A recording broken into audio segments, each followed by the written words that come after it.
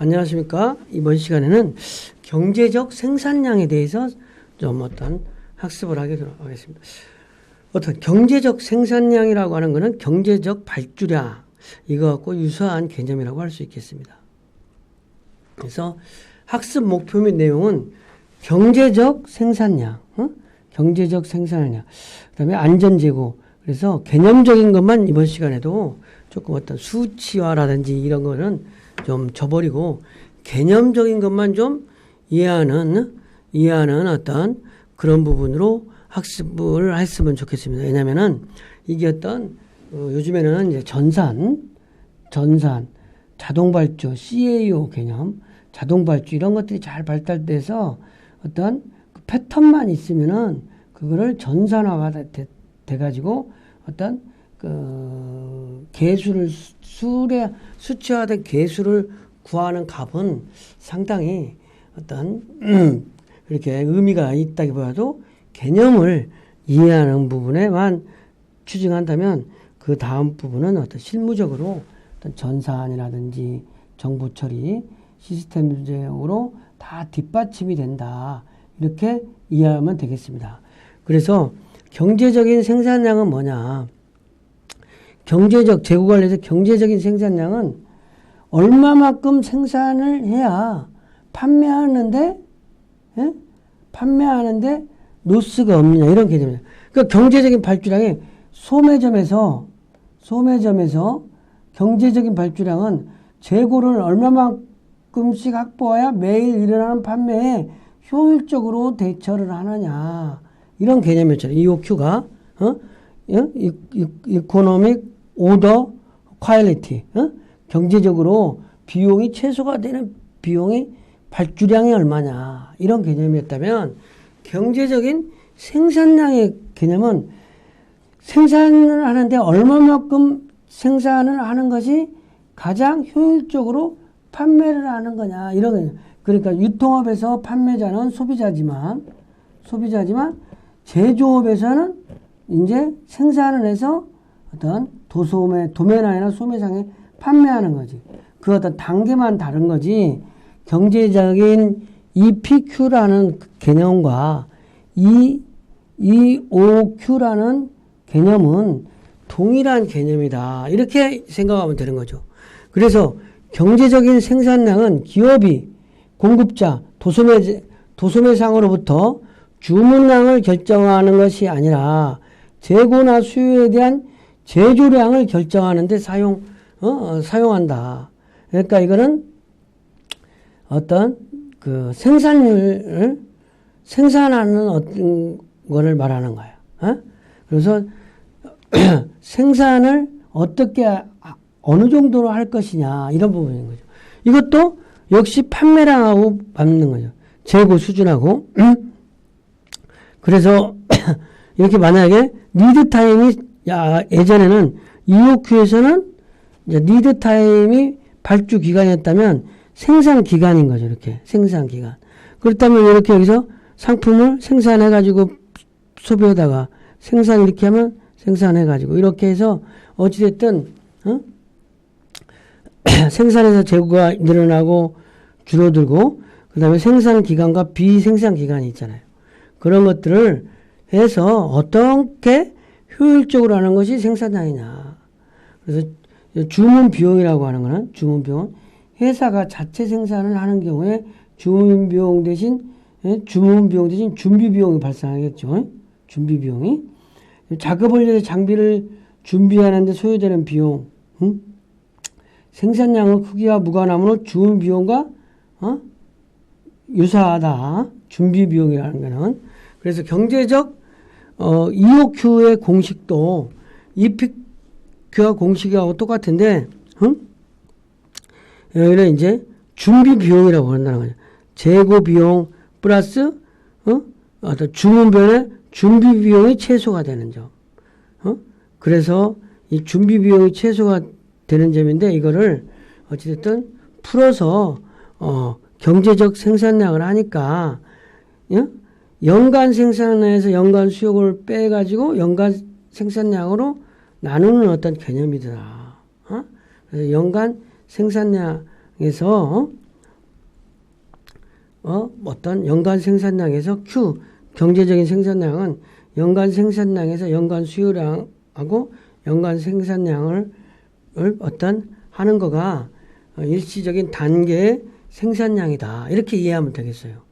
그래서 경제적 생산량의 모형, 이거를 이제 어떤 실제로 사례를 가지고 한번 풀어보겠습니다. 예, 사례를. 경제적 생산량의 예제를 보면 어떤 특정 A기업에서 제품을 생산해야 되고 재고 환경은 생산조업 EPQ 모형의 가정과 일치하고자 한다. 그래서 일평균 생산량은 10개이고 사용률은 6개다. D는. 재고에 대한 연간 수요량은 2190개 연간 수요량이. 그 다음에 생산조업당 생산 가동비용 S는 가동비용은 80원이고 재고 유지비용비는 단위당 비용은 25%며 제품 원가는 100일 때 이 경우 경제적 EPQ는 얼마인가. 여기서 이제 여기에 있는 거를 숫자로 다 대입을 하니까, 어찌됐든, 2 곱하기 2190원 D, 그렇죠? S, 80원, 80. 해서, 이거 100 곱하기 25. 해서, 여기 P는 10이고, 그 다음에, PD, 10에 D는 6이잖아요. D는 6, 10에 6. 해가지고 이거를 계산을 해보니까 188개다. 그래서 이 계산하는 거는 여러분들한테 여러분 반복하지만 누차 의미가 없다. 그래서 여러분들이 개념만 좀 이해를 하면 되겠다. 개념에 대한 이해를 바탕으로. 왜냐면 전산화가 되고 요즘에는 이제 무인으로 되고 요즘에는 편의점 같은 데서 있잖아요. 편의점 같은 데서 하루에 50만 원 나가. 그러면 매일 50만 원씩 나간다는 것 가지고 요일주수가 있으면 매번 발주량을 물론 품목은 좋아하지만 매일매일 50만 원씩 들어오게 그럼 발주량이 상승되는 거야. 매일 발주량을 해서 생성이 되면 이제 어떤 편의점을 운영하는 사업자는 그거를 보고 발주량이 뛰면은 보고 조정만 해주면 되는 거예요. 조정. 근데 이런 거 월요일부터 토요일, 일요일까지 매일 50만 원씩 나가면은 매일 똑같이 들어오면 되지. 근데 이제 그게 아니라 월요일부터 금요일까지는 50만 원씩 팔리다가 토요일은 100만 원 팔고 일요일은 70만 원 판다. 이런 게 좀 다르잖아. 그러니까 다르니까 그게 다른 것들이 다르게 발주를 해야 되잖아. 그래서 이제 요일주수라는 개념이 또 있는 거야. 그래서 요일별로 똑같이, 요일별로 월요일은 월요일 발주량이 생성되고, 화요일은 화요일 발주량, 수요일은 수요일 발주량, 목요일은 목요일 발주량, 토요일은 토요일 발주량, 일요일은 일요일 발주량, 이 발주량이 요일별로 좀 다르게 생성되는 게 팔림새가 다르니까. 그런 것들은 생산량도 마찬가지예요. 경제적 생산량이라는 거가 이렇게 있지만 경제적 생산량이라는 게 판매량하고 비례하는 거지. 그 회사에서 월요일날 얼마 팔리냐, 화요일 얼마 파냐, 수요일 얼마 파냐, 아니면 또 월별로 거기에 따라서 생산량이 좀 달라지겠죠. 그래서 경제적 생산량의 어떤 여기 똑같은 여기 똑같은 페이지잖아요. 그래서 이건 뭐 생략을 하는 걸로 하고 안전재고의 개념은 뭐냐? 안전재고는 특별한 요구, 특별한 요구가 있을 때 품절이 되지 않고 판매가 가능한 거.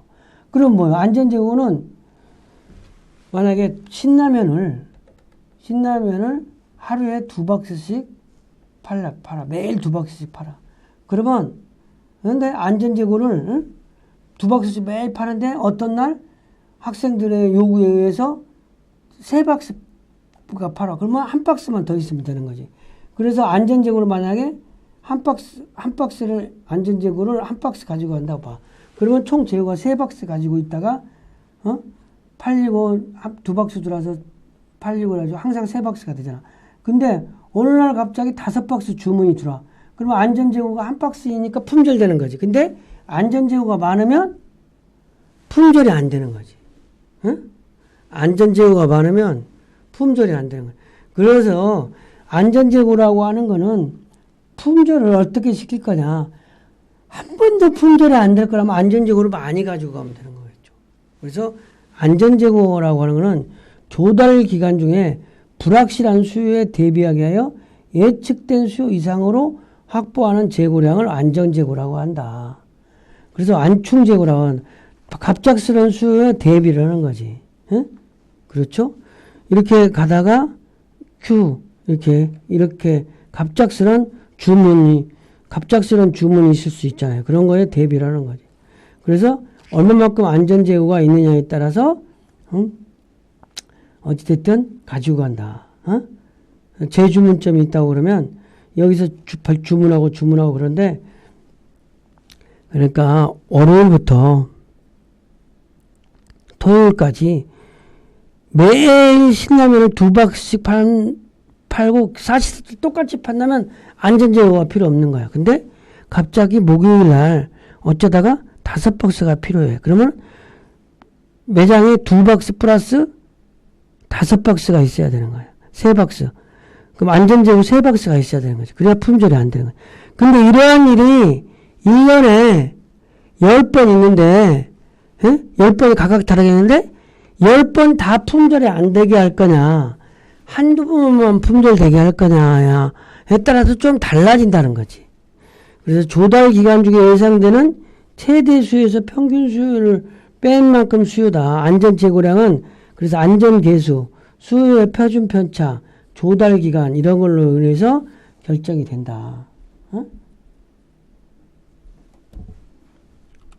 그래서 안전재고 모형은 그래서 서비스 수준과 차이가 서비스 수준에서 안전재고가 달라져요. 서비스를 품절 확률을 얻게 하려면 안전재고를 많이 가지고 가는 거죠. 그렇죠. 안전재고가 작으면 품절이 자주 발생되는 거라는 거죠. 그런 의미로 이해하면 된다는 거죠. 서비스 수준이라고 하는 것은 뭐냐면 실제로 제품을 수령한 고객과 구매하고자 하는 고객, 이게 이제 고객분의 1- 품절 확률이라는 거죠. 그래서 품절 확률이 제로가 되는 거는 한 번도 품절 안 됐다는 거죠. 서비스 수준이 어떤 99%라는 거는. 그러니까 서비스 수준이 99%는 결품률 1%고 서비스 수준이 90%라는 거는 결품률이 10%라는 거죠. 그래서 안전계수가 높다는 거는 재고를 많이 가져가는 거지. 그러면 서비스 수준이 좋아지는 거죠. 그렇죠? 그러니까 그럴 필요는 없는 거지. 그죠? 학습 내용을 어찌됐든 안전한 재고라는 건 고객들의 돌발 수요에도 대처하기 위해서 재고를 가지고 있는 것이 안전재고다. 근데 품절을 한 번도 품절이 안 되겠다고 하면 할수록 안전재고는 늘어난다는 개념이라는 거죠. 그렇죠? 서비스 수준하고 안전재고하고는 어찌됐든 상관관계에 있다는 거죠. 그럼 개념적인 것만을 이해하면 되겠습니다. 이번 시간 강의를 마치겠습니다.